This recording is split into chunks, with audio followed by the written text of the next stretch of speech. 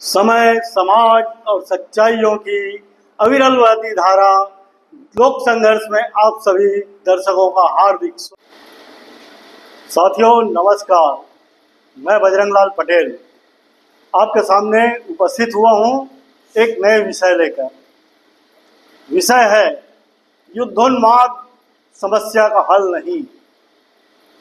साथियों, आज हम उस दौर से गुजर रहे हैं जब रूस और यूक्रेन का युद्ध अपने चरम पर रहा है। फलस्तीन और इजराइल का युद्ध अपने चरम पर रहा है। साथियों, इस बीच पाकिस्तान द्वारा पालित आतंकवाद, पाकिस्तान द्वारा अधिकृत कश्मीर से संचालित हो रहा है और वहां से आतंकवादी भारत में घुसकर भारत के पूरे माहौल को खराब करना चाह रहे हैं। यहाँ भी उसी सोच के दक्षिणपंथी सरकार कार्यरत है जो जनता को दो फाड़ में बांट देना चाहती है, हिंदू और मुसलमान। इसका फायदा उठाने के लिए आतंकवाद का सहारा लिया जा रहा है और जहाँ एक तरफ धर्म पूछकर लोगों की हत्या की गई, एक ही द्वारा नहीं, हिंदुओं द्वारा मुसलमानों का और मुसलमानों द्वारा हिंदुओं का, और यहाँ पर इंसानियत मारी गई। साथियों, युद्ध जो है थोपा जा रहा था, यह युद्ध समस्या का समाधान नहीं है। युद्ध को कारपोरेट परस्त मीडिया अपने चरम सीमा तक ले गई थी झूठ के सहारे, और तो भारत की जनता काफी समझदार है जो उसके चक्रव्यूह में नहीं फंस पाई। साथियों, इस विषय पर हम बात करेंगे अपने साथी सुखरंजन नंदी से। वे आपको के सामने युद्ध की विभीषिका और युद्ध से किसे लाभ और किसे हानि, इस विषय पर अपनी राय रखेंगे। साथियों, इस चैनल को लाइक करें, शेयर करें, सब्सक्राइब करें। हमारे इस YouTube चैनल लोक संघर्ष में आपका स्वागत है। कश्मीर के पहलगांव में आतंकवादी हमले के बाद हमारे देश के अंदर जो कॉरपोरेट मीडिया है या जो मुख्य धारा के मीडिया है, वो मीडिया युद्ध उन्माद पैदा करने का कोशिश किया। किस किस तरह से वो लोगों के बीच में प्रचार कर रहे थे कि हमारी सेना कराची में, इस्लामाबाद में कब्जा कर लिए, अब पाकिस्तान ध्वस्त हो जाने वाले हैं, 4-5 दिन के अंदर पाकिस्तान के नामो निशान मिट जाएंगे। मतलब इस तरीके से वो प्रचार कर रहे थे और एक उन्माद पैदा करने की कोशिश कर रहे थे। जो लोग मीडिया में बैठ के इस तरीके के प्रचार करके लोगों की भावनाओं को भड़का रहे थे, युद्ध की ओर धकेल रहे थे, वे अपने टीवी चैनल के स्टूडियो के एसी कमरे में बैठकर ये सब चर्चा कर रहे थे, ग्राफिक्स बना रहे थे। प्रधानमंत्री मोदी जी को सेना के वर्दी पहना दिए गए थे और पहना के हमारे और आपके बीच में परोस रहे थे। ये लोग एसी कमरे में बैठ के युद्ध की पूरी वातावरण निर्मित करना चाह रहे थे। जो लोग एसी कमरे में बैठ के ग्राफिक्स बना के युद्ध की वातावरण निर्मित कर रहे थे हमारे और आपके बीच में, वे लोग युद्ध के जंग के मैदान में कभी भी नहीं जाते। हमारी सेना जब पाकिस्तान में हमला किया, आतंकवादी हमले के खिलाफ, कभी भी हमारी सेना ने यह नहीं कहा कि हम पाकिस्तान के खिलाफ जंग छेड़े या हम इस्लामाबाद या कराची में पहुंच गए या उसको हम जब्त कर लिए। हमारी सेना बार बार यही कहते रही है कि हम पाक अधिकृत कश्मीर में जो आतंकवादी ठिकाने हैं, उन आतंकवादी ठिकानों पे हमले किए हैं और हम बिना कोई प्रोवोकेशन के, बिना कोई प्रोवोकेशन के हम ये काम कर रहे हैं, क्योंकि आतंकवाद के खिलाफ लड़ना हमारा मकसद। तो सवाल है कि ये मीडिया के अंदर जो लोग ये प्रचार कर रहे थे, जितने भी कॉरपोरेट घराने के मीडिया, मुख्य मेन स्ट्रीम के मुख्य धारा के जो मीडिया है, ये मीडिया जो प्रचार कर रहे थे प्रधानमंत्री को सेना के वर्दी पहन के वे ग्राफिक्स बना के हमारे और आपके बीच में परोस रहे थे, इसके पीछे इनका क्या कारण था? क्यों ये चाह रहे थे? किसके हित ये पूरा करना चाह रहे थे? क्या जब युद्ध होता है, युद्ध के मैदान में हमारे देश के गरीब मजदूर और किसान के बेटा ही फौज में होते हैं, वही युद्ध में लड़ाई लड़ते हैं। युद्ध होता है जैसे कि हम जब पाकिस्तान पे हमले किए आतंकवाद के खिलाफ, आतंकवादी हमले के खिलाफ, और उसके जवाब में जब पाकिस्तान ने हमारे ऊपर हमले किए तो हमारे 16 नागरिक मारे गए हैं, 16 भारतीय मारे गए हैं। उसमें एक मुस्लिम भी है, जिस मुस्लिम को हमारे देश के मीडिया ने आतंकवादी घोषित कर दिया था। झूठ और फरेब किस तरीके से नफरत फैलाने के काम करते हैं, जबकि वो जो मुस्लिम लड़के जवान थे, वो जवान एक शिक्षक है, एक स्कूल का वो टीचर था, लेकिन एक टीचर को आतंकवादी बना के इस मीडिया ने, हमारे देश के मीडिया ने हमारे और आपके बीच में परोसा, ताकि एक मुस्लिम समुदाय के खिलाफ हमारे देश की जनता की जो भावना है, उस भावनाओं को भड़काया जा सके। क्या जो आतंकवादी लोग हैं, क्या उस आतंकवाद का कोई धर्म हो सकता है?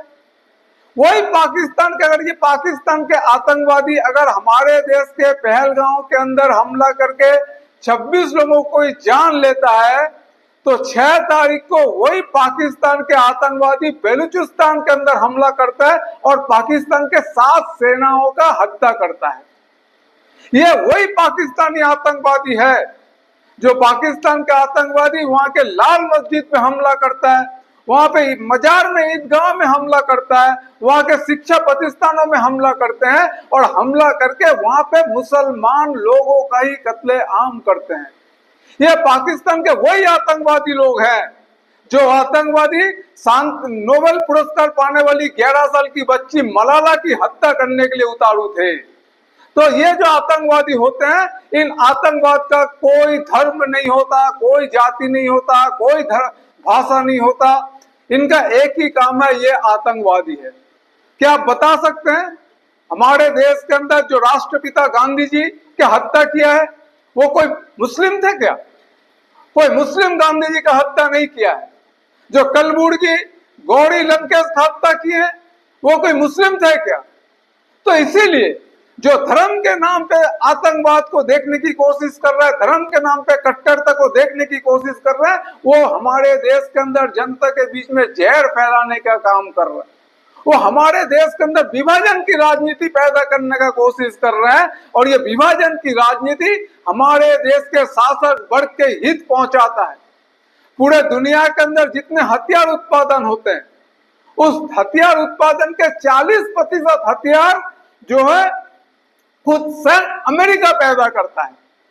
और युद्ध होने का मतलब है कि जो हथियार पैदा करने वाले मालिक हैं, उनका मुनाफा कमाना, उनके मुनाफा को बढ़ाना।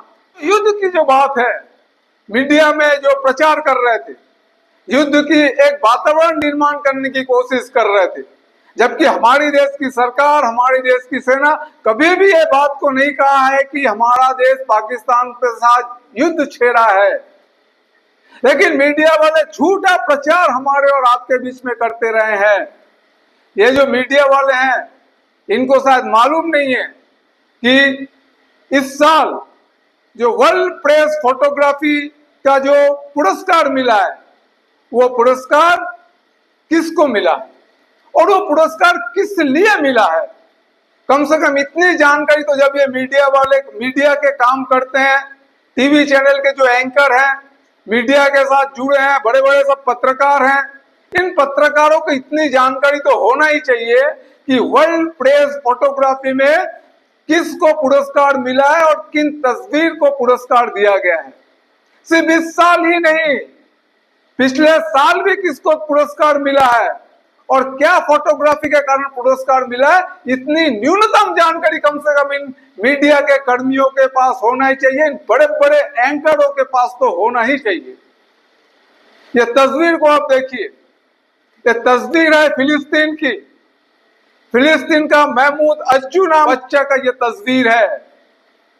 जब फिलिस्तीन के अंदर इजराइल ने हमला करते हैं, बमबारी होती है और उस बमबारी में महमूद अज्जू जब घायल हो जाता है तब उस महमूद अज्जू को अस्पताल में ले जाया जाता है और अस्पताल में जाने के बाद डॉक्टर लोग कहते हैं कि इस बच्चे का कंधे से नीचे के जो हाथ है वो दोनों हाथ को काटने की जरूरत है। अगर ये दोनों हाथ को काटा नहीं जाएगा तो ये बच्चा को जीवित रखना मुश्किल हो जाएगा।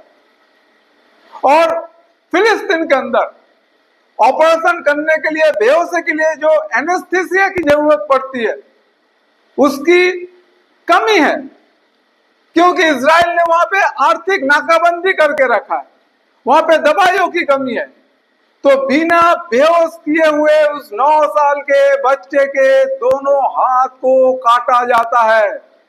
वो बच्चा दर्द के मारे चीखते रहता है और चीखने के बाद सोचिए, एक 9 साल के बच्चे जिनको बिना बेहोश किए हुए उनके दोनों हाथ को काटा जा रहा है, क्या पीड़ा उसके अंदर हुआ होगा, किस मनोस्थिति से वो बच्चा गुजरा होगा। युद्ध की क्या बीबीसी का आप क्या इससे ज्यादा भयंकर रूप और क्या हो सकता है। और जब उस बच्चे को ऑपरेशन करने के बाद जब वो बच्चे ने अपने माँ से पहली बार मिला तो बच्चे ने अपनी माँ से एक ही बात कहा कि माँ अब कैसे मैं तुझे अपना गले लगाऊंगा। कितनी मर्मांतिक, कितनी दिल को दहला देने वाली ये बात है एक 9 साल के बच्चे के लिए। ये युद्ध कितना विभीषिका पैदा करता है लोगों के अंदर। एक बच्चा अपने माँ से गले तक नहीं मिल पा रहा है, 9 साल के बच्चे। और जो लोग स्टूडियो के अंदर बैठ के युद्ध उन्माद पैदा करने की कोशिश किया है, हमारे और आपके जहन में युद्ध की फिक्र डालने की कोशिश किया है, नफरत डालने की कोशिश किया, नफरत की बीज बोया है, वो लोग इंसान नहीं हो सकते। उन लोगों के अंदर इंसानियत की कोई, ममता नाम की कोई चीज नहीं हो सकती। वो हैवान है जो लोग युद्ध की इस विभीषिका में हमें और आपको ढकेल देना चाहते हैं। सिर्फ अज्जू ही नहीं, उसके 1 साल पहले इस तस्वीर को देखिए। ये 35 साल की मां इजराइल के हमले के बाद जब अपने बच्ची को तलाशते हुए कहीं भी नहीं ढूंढ पाई तो ये 35 साल की महिला अस्पताल जाती है आखिरी में अपने बच्चे की तलाश करने की। शायद ये बच्ची, उसकी बच्ची शायद अस्पताल में उसको मिल जाए। और जब वो अस्पताल में जाके अपनी बच्ची के बारे में बताती हैं तो उस अस्पताल के अंदर जितने उस अस्पताल के जो कर्मचारियां थे, वो कर्मचारी एक सफेद कपड़े में लपेट के उनकी बच्चे को उसकी माँ के गोद में सुपुर्द कर देता है। कल्पना कीजिए ना, कितना भाव, कितना दिल को दहला देने वाले ये सब घटनाएं हैं। युद्ध क्या, युद्ध कभी कुछ निर्माण करता है क्या? और ये तो क्या पैलेस्टीन की सिर्फ 2 घटनाएं, और ये दोनों चीजों की जो फोटो है, ये फोटो वर्ल्ड प्रेस फोटोग्राफी में पुरस्कार हासिल किया है। ये दोनों ही तस्वीर युद्ध के खिलाफ एक संदेश देता है। ये दोनों ही तस्वीर युद्ध के खिलाफ लोगों की मानसिकता तैयार करने का संदेश देता है। ये दोनों ही तस्वीर इंसान को वास्तविक सोच से इंसानियत के बारे में सोचने के लिए विवश करता है। और इसीलिए वर्ल्ड प्रेस फोटोग्राफी ने ये दोनों तस्वीर को पिछले साल और उसके 1 साल पहले ये दोनों तस्वीर को पुरस्कार दिया। सिर्फ इतना ही नहीं, अगर हम वियतनाम में 1975 में अमेरिका ने जो हमला किए थे, 1973 में जब बम फेंका गया था वियतनाम के अंदर अमेरिका द्वारा एक गांव में, उस समय ठीक 9 साल की एक बच्ची, उस बम फेंकने के बाद उस बम से जो ताप निकला था, जो टेम्परेचर बढ़ा था, जिससे उसकी पूरी शरीर झुलस रहा था, और वो लड़की ने 9 साल की बच्ची ने अपने शरीर से पूरे कपड़े को उतार के दौड़ने लगा बचने के लिए। और तब जो है वो यही सोच रही थी कि मैं पूरी तरीके से जल गई हूं, मेरी शरीर कितना विवश, मेरा चेहरा कितना विवश हो गया होगा, मेरा शरीर कितना भयानक हो गया होगा, मेरे को देख के लोग कितना आतंकित हो जाएंगे। और यही वियतनाम युद्ध के जब 50वीं सालगिरह मनाया गया इस साल, वो लड़की जो उस समय 9 साल की थी, आज वो लगभग 60 साल की है, और वो टेलीविजन में इस बार आई थी वियतनाम में युद्ध के 50 साल के अवसर पर। और उससे जब इंटरव्यू लिया गया, तब इंटरव्यू के समय वो ये सब बातें बोली। और वो जो फोटोग्राफ्स हैं जिन्होंने ये फोटो को खींचे थे, उन फोटोग्राफर को और इस फोटो को भी वर्ल्ड प्रेस फोटोग्राफी में पुरस्कार मिला था। तो हम क्या कहना चाह रहे हैं, हम किधर देश को ले जाना चाह रहे हैं? युद्ध में हम खोते हैं, अपनी माँ अपनी बेटी को खोएगा, माँ अपने संतान खोएगी, संतान अपने माँ पिता खोएंगे, कोई भाई अपनी बहन को खोएगा, कोई बहन अपनी भाई को खोएगा, कोई पति अपने पत्नी को खोएगा, कोई पत्नी अपना पति को खोएगा। तो खोने का युद्ध है। युद्ध में कभी भी कुछ भी हासिल नहीं हो सकता है। युद्ध मलबा पैदा करता है, शहर को पूरा मलबा बना के छोड़ देता है, पूरे देश को मलबा बना के छोड़ देता है। जैसे इजराइल के अंदर आज जो इजराइल जिस तरीके से आज फिलिस्तीन के अंदर कर रहा है, इजराइल भी आतंकवाद के खिलाफ लड़ रहा है। वो कह रहे हैं फिलिस्तीन आतंकवाद के खिलाफ हम लड़ रहे हैं। दरअसल बात क्या है, हकीकत में क्या है, इजराइल जो है वो यहूदियों की जायनवाद को लेके वो काम कर रहे हैं। जैसे हमारे देश के अंदर हिंदू धर्म और हिंदुत्व दोनों अलग अलग चीज है, वैसे ही वहां पे यहूदी और जायनवाद दोनों अलग अलग चीज है। वो यहूदी की राष्ट्र बनाने के लिए फिलिस्तीन को कब्जा करना चाहता है कि फिलिस्तीन यहूदी का राष्ट्र बने, और ये जायनवाद के नाम पे ये सब फिलिस्तीन के अंदर कब्जा कर रहे हैं। जबकि इस फिलिस्तीन के अंदर जिनके ऊपर हमले हो रहे हैं, ये पिछले 4000 साल पहले से वहां पे निवास कर रहे हैं। हिब्रू नाम की जनजाति फिलिस्तीन के अंदर सबसे पहले हुआ करते थे, वहां से धीरे धीरे आज इस जगह पे पहुंचे। और आज फिलिस्तीन के अंदर 98% जो लोग हैं वो मुस्लिम लोग हैं, और उन मुस्लिम लोगों के देश को कब्जा करने के लिए यहूदी लोग जायनवाद के नाम पे वो कह रहे हैं कि हम आतंकवाद के खिलाफ लड़ाई लड़ रहे हैं। 2023 अक्टूबर महीने के बाद से अभी तक फिलिस्तीन के अंदर 52,000 लोगों की मौत हुई है। इस युद्ध ने 52,000 लोगों की जान ली है। इसीलिए जो युद्ध उन्माद पैदा किया जा रहा था, उस युद्ध उन्माद पैदा करने के खिलाफ में हमारी देश की सरकार को चाहिए कि उनके ऊपर कार्रवाई करे। लेकिन अफसोस की बात है कि हमारे देश के सरकार के एक मंत्री ने बयान देता है कि ये जो युद्ध के दौरान मीडिया की जो भूमिका रही है वो बहुत ही सकारात्मक भूमिका रही है। इस तरीके से बयान हमारी देश के सरकार की एक मंत्री अगर दे रही है तो ये बहुत ही चिंता का विषय है। जम्मू कश्मीर में 3,43,000 सेना तैनात है, जिसमें 1,12,000 सीमा के क्षेत्र में है और 2,31,000 सेना अंदरूनी क्षेत्र में है। इसके अलावा जम्मू कश्मीर के पुलिस है। इस तरीके से जम्मू कश्मीर में इन सभी सुरक्षा कर्मियों को चकमा देकर हमारे देश के अंदर सीमा पार आतंकी घुस आते हैं और आतंकी घुस के अपने करतूतों को अंजाम देते हैं और अंजाम दे के फिर जो है वो वापस चले जाते हैं। तो हमारे देश को सरकार को चाहिए कि वो पाकिस्तान सरकार से मांग करे कि उन आतंकियों को वापस दे और उनके ऊपर वापस लाने के बाद उनके ऊपर कार्रवाई करे, ताकि इस आतंकी हमले से जो लोग मारे गए हैं उनके परिवार वालों को न्याय दिला सके हम। दूसरी बात, जो युद्ध उन्माद की बात फैलाया जा रहा था, अभी क्या कर रहे हैं हमारी सरकार? युद्ध उन्माद फैलाया गया, लेकिन अभी तो युद्ध विराम लग गए हैं। अब मोदी कॉर्पोरेट मीडिया तो ज्यादा अपनी ट्रम्प चाचा से बात करो, ट्रम्प चाचा को बोलो कि काहे के लिए युद्ध विराम की बात होती है। अब वो मीडिया तो बोल नहीं रहा है, ट्रम्प चाचा को बोलने की हिम्मत भी नहीं है। तो अब हमारी देश की सरकार क्या कर रहा है? हमारी देश की सरकार ने सांसदों का एक प्रतिनिधि मंडल अलग अलग देशों में भेज के पाकिस्तान की आतंकवादी गतिविधियों के बारे में अलग अलग देशों में जाके वो बोलने का काम करेंगे। यानी कूटनैतिक तरीके से पाकिस्तान को अलग थलग करने का एक प्रयास कर रहे हैं। तो रास्ता तो ये रास्ता पहले भी था।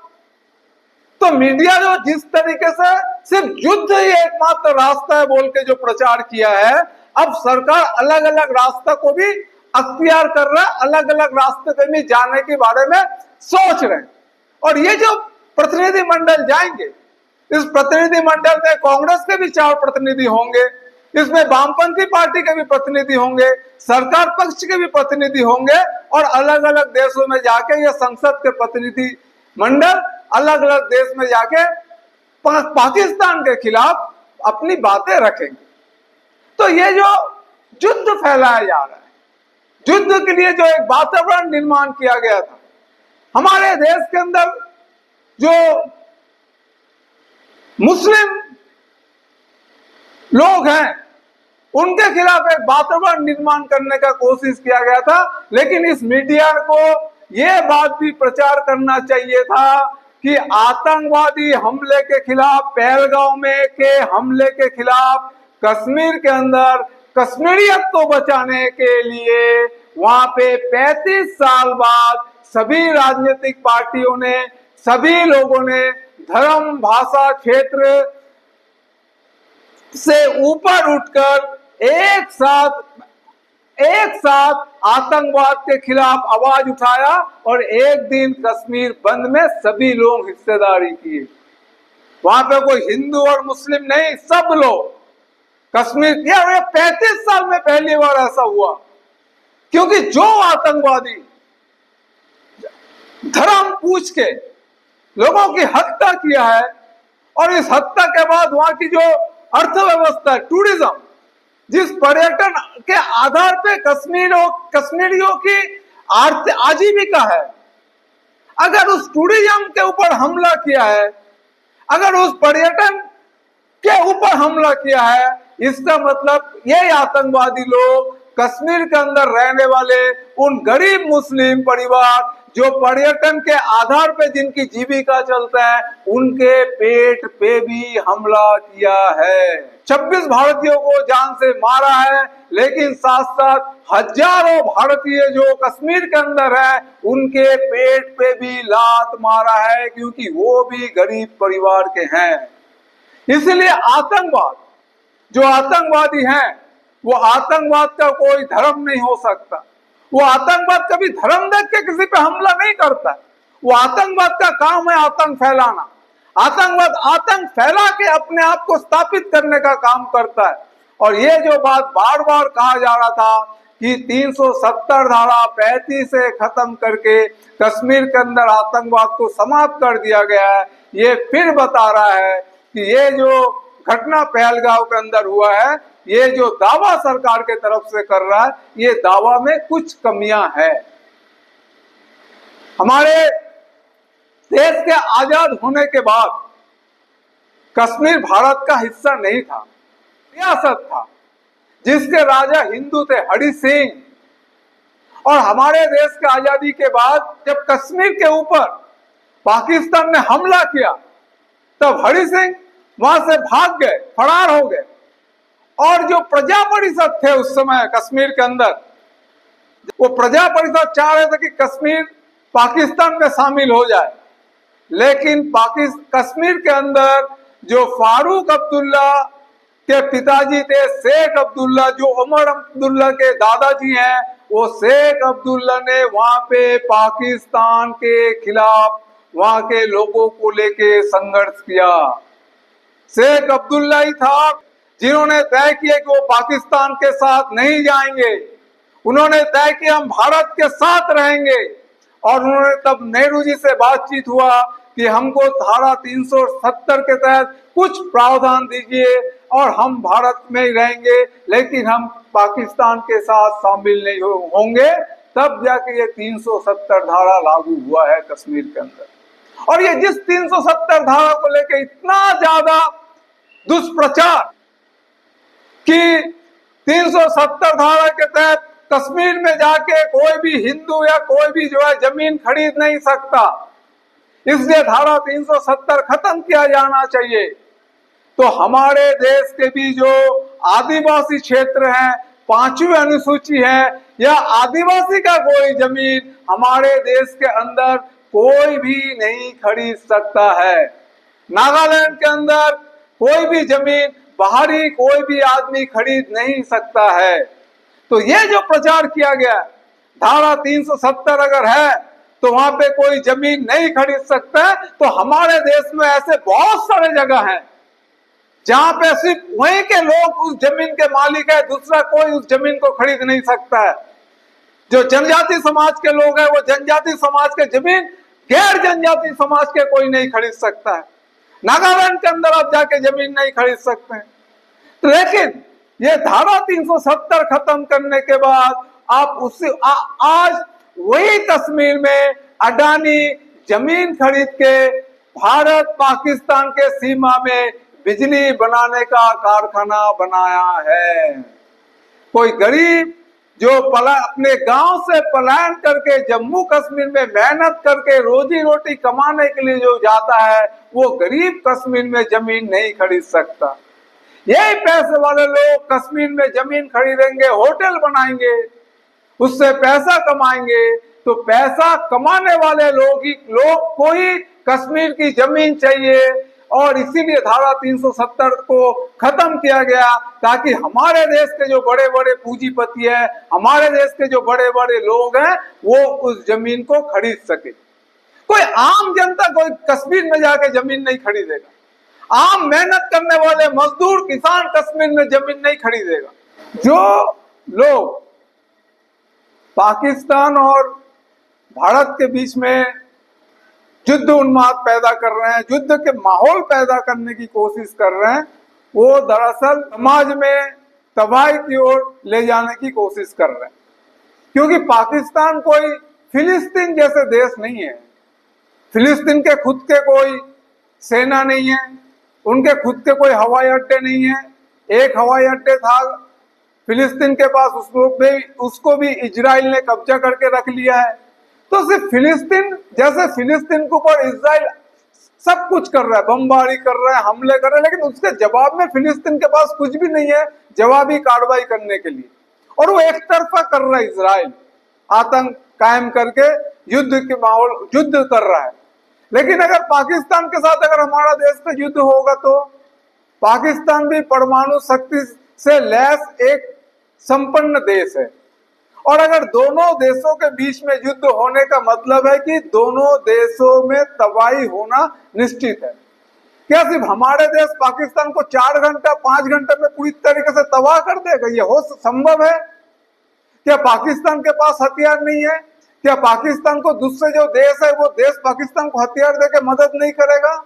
जैसे आप इन तस्वीरों को देखिए, ये 3-4 दिन हमारे सेनाओं ने पाकिस्तान अधिकृत कश्मीर में जो हमले किए हैं, और उसके बाद हमारे सीमाओं में जो स्थिति बनी है, आप इन तस्वीरों को देखिए। बच्चे लोग सब किस तरीके से परेशान हैं। वहां पे लोग शरणार्थी के रूप में घर द्वार छोड़ के आके रहने लगे सीमा के अंदर। तो जो लोग युद्ध चाह रहे हैं, वो लोग दरअसल जो गरीब लोग हैं, वो हमारे देश के गरीब लोग हैं।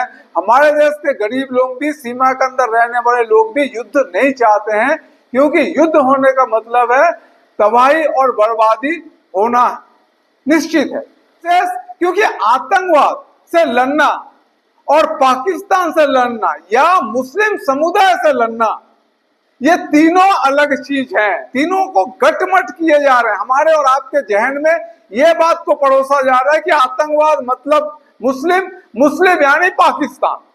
और जब आप ये तीनों चीजों को गटमट कर देंगे, आतंकवाद, मुस्लिम और पाकिस्तान, तब आप कभी भी सही निष्कर्ष पे पहुंच नहीं पाएंगे। और आप अगर ये पाकिस्तान, मुस्लिम और आतंकवाद को गठजोड़ कर दोगे, तो आप खुद ही एक आतंकवादी विचारधारा के साथ बह जाओगे। क्योंकि आतंकवाद अलग चीज है। हमारे देश की सेना ने जो आतंकवादियों के हमले के विरोध में जो आतंकवादी ठिकानों में हमला किया वो एकदम सही है, क्योंकि हमारी लड़ाई आतंकवाद के खिलाफ है। हम आतंकवाद को समाप्त करना चाह रहे हैं, हम आतंकवाद से अपने आप को निजात पाना चाह रहे हैं। और राष्ट्र संघ का फैसला है, संयुक्त राष्ट्र संघ का फैसला है कि कोई भी देश आतंकवाद पैदा नहीं करेगा, कोई भी देश आतंकवाद को पनाह नहीं देगा। तो अगर कोई देश के अंदर आतंकवादी अपना काम कर रहे हैं, आतंकवादी अगर अपनी जाल बिछाने के काम कर रहे हैं दूसरे देशों पे हमला करने के लिए, तो उस आतंकवादी ठिकानों को ध्वस्त करना एकदम सही है और उसमें कोई गलत चीज नहीं है। लेकिन ये प्रचार किया जा रहा है कि जो लोग युद्ध के खिलाफ है वो पाकिस्तान के पक्ष में है। ये दरअसल पूरी तरीके से माहौल पैदा किया जा रहा है, देश के अंदर विभाजन की एक माहौल पैदा किया जा रहा है। आतंकवाद के खिलाफ लड़ना इसका मतलब ये नहीं है कि पाकिस्तान के खिलाफ लड़ना है। अभी हमारे देश की सरकार जो कदमें उठा रही है, दोनों देशों के सैनिक के मुखिया बातचीत करेंगे। अभी हमारे देश के सांसदों के प्रतिनिधि मंडल अलग अलग देशों में जाके बातचीत करेंगे। कूटनीतिक कदम भी सरकार अब उठा रही है। तो मतलब रास्ता है, विकल्प है हमारे देश के सामने। ऐसा नहीं है कि एकदम सभी विकल्प समाप्त हो गए और सभी विकल्प समाप्त होने के बाद अब सिर्फ एक ही विकल्प है, युद्ध से ही जो है रास्ता या हल निकलेगा। तो इसलिए ये सब रास्ते तरासे जा रहे हैं।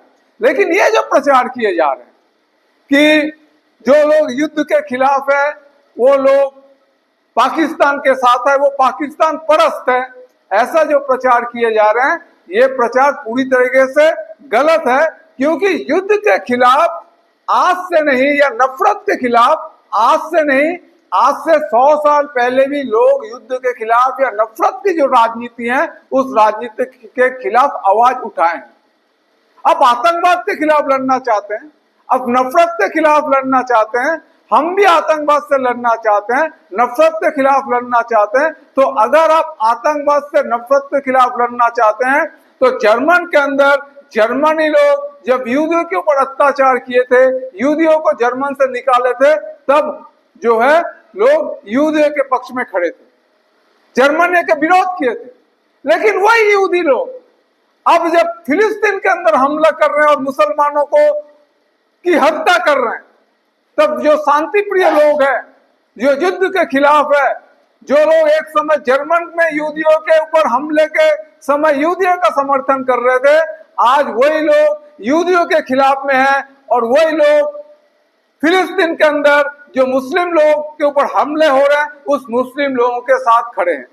और वही मुस्लिम लोग जब बांग्लादेश के अंदर हिंदू अल्पसंख्यकों के ऊपर हमले करते हैं तब वही शांतिकामी लोग, वही शांति चाहने वाले लोग, नफरत के खिलाफ राजनीति करने वाले लोग बांग्लादेश के अंदर हिंदुओं के साथ खड़े हैं, वहीं पे बांग्लादेश के जो बहुसंख्यक कट्टरपंथी मुस्लिम है उनके विरोध में खड़े होते हैं। और वही हिंदू लोग जब भारत के अंदर कट्टरवादिता के कारण मुस्लिमों पे या ईसाइयों पे हमले करते हैं तो वही शांति चाहने वाले लोग, जो नफरत के विरोध में राजनीति करने वाले लोग हैं, वही लोग फिर हमारे देश के अंदर हिंदू कट्टरतावाद आतंकवाद के खिलाफ खड़े होते हैं। तो लड़ाई अगर आतंकवाद से है तो यह समाज के अंदर, दुनिया के अंदर जो अलग अलग धर्म के नाम पे जो आतंकवादी यहाँ है, अगर लड़ाई आप आतंकवाद से लड़ना चाह रहे हो तो यहूदी आतंकवाद से भी आपको लड़ना है, जो आपके मुस्लिम आतंकवाद है उससे भी लड़ना है, और जो हिंदू जो कट्टरपंथी है उनसे भी आपको लड़ना है, अगर आप आतंकवाद से लड़ना चाहते हैं। लेकिन ये जो प्रचार लगातार चलाया जा रहा है, ये प्रचार हमारे और आपके दिमाग में एक जहर फैला दिया जा रहा है। हमारे और आपके दिमाग में सोचने की जो ताकत है वो ताकत को खत्म करने के लिए ये काम किया जा रहा है कि युद्ध कभी जो है वो हमारे आम जनता के हितों में नहीं हो सकता है। युद्ध होने का मतलब है कि आपके रक्षा क्षेत्र में सरकार खर्च बढ़ेंगे। रक्षा क्षेत्र में सरकार के खर्च बढ़ने का मतलब है हमारी जो दूसरे जो जनता की सामाजिक क्षेत्र है, जैसे शिक्षा है, स्वास्थ्य है, उन क्षेत्र में सरकार की खर्च में कटौती होंगे। और जब उन क्षेत्र में कटौती होंगे, इसका सीधा साधा मतलब है कि हमारे देश के जो गरीब जनता है, जो थोड़ा बहुत राहत उन गरीब जनता को मिलता है, उन राहतों में कटौती होगा। युद्ध का मतलब है एक भयानक परिस्थिति निर्मित होना देश के अंदर, और उसमें सबसे ज्यादा जो परेशान होंगे वो हमारे देश के जो गरीब लोग हैं, जो मजदूर हैं, जो किसान हैं, वही सबसे ज्यादा परेशान होंगे। तो इसलिए जो युद्ध चाहते हैं वो हमारे देश के मुट्ठी भर लोग हैं, जो मीडिया के लोग हैं। हमारे देश की सरकार भी कभी नहीं कहा कि हम पाकिस्तान के खिलाफ युद्ध छेड़ दिए हैं। उन्होंने बार बार यही कहा कि हम आतंकवाद के ठिकानों पे अपना निशाना बनाए हुए हैं। तो इसलिए ये जो युद्ध की बात है, ये बात पूरी तरीके से हमें और आपको एक ऐसे जगह पे ले जाना चाहते हैं जहां पे नफरत पैदा किया जा सके, एक देश के खिलाफ, एक विशेष धार्मिक समुदाय के खिलाफ। और इसका जीता जाता उदाहरण हम देख पाएंगे कि मध्य प्रदेश के अंदर जो सरकार है, उस सरकार के जो उप मुख्यमंत्री है, उन्होंने जो बयान दिया है, वो बयान साफ दिखता है, प्रमाणित करता है कि उनकी लड़ाई जो है कोई आतंकवाद से नहीं है, बल्कि उनकी लड़ाई एक विशेष धार्मिक समुदाय के लोगों के खिलाफ है। आतंकवाद के खिलाफ में जो लड़ाई है, उस लड़ाई में जब सब विपक्षी दल, सब विपक्षी पार्टियों ने सरकार के साथ एकजुटता के साथ खड़ा है। बहुत बहुत धन्यवाद।